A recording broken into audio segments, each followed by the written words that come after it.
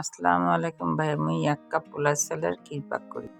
এই যে মোর চাউলগুলো ধুয়ে রেস্টত দিছম 1.5 কেজি গরুর দুধ জাল দিয়ে ঘন করিয়ে এখন 1 কেজির মতো করিয়ে থুইছি। মুই ইয়ে করিম চাউল, এই যে মশলাগুলো রেডি করছম, এই যে চাউল রেডি করছম।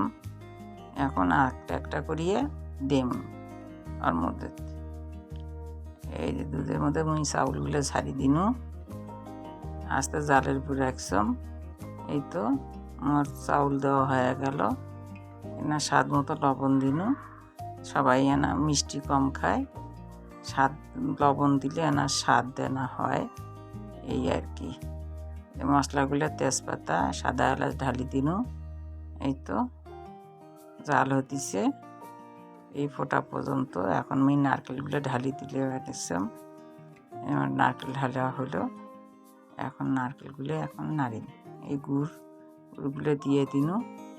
এই তো গুড় দেওয়া হলো।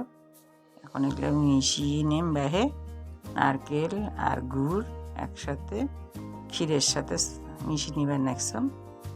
তো মিশানো হয়ে গেলে নামে ফেলাম। এই তো মোর মজাদার খেজুরের আর নারকেলের সুস্বাদু মোর ক্ষীর রান্না হলো।